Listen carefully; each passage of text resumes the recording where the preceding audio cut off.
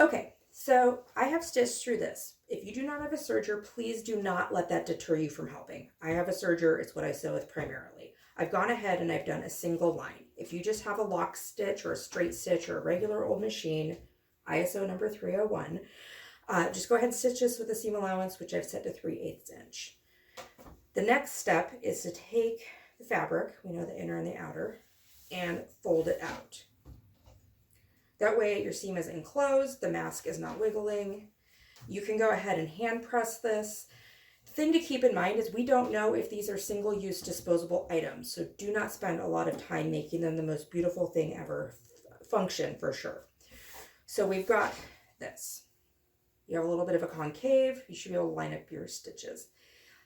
I would recommend, if you don't have a serger, we have a workaround, serging. If you don't, you can either lock stitch this or zigzag, just something to cleanly finish the edge. I know some people have done binding. Again, it's a lot more extra steps. If you want to do that for yourself or others, please go ahead.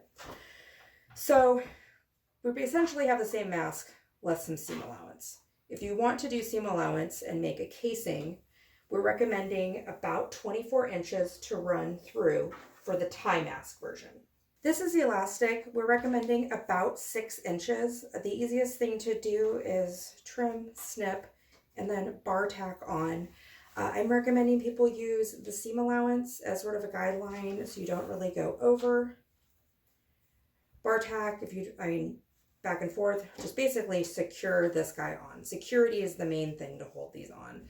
Again, please treat these as disposable items. They do not need to be the most beautiful, they just need to be functional. For this, I have used 1/4 inch elastic. It's great, it hangs on. There isn't really a standard width. I think anything from 3/8 to 1/8 would be totally appropriate to go around people's ears. And with that, you are done with your mask. This construction technique can be used with any duckbill mask or really any of the mask patterns out there. So thank you all again for helping.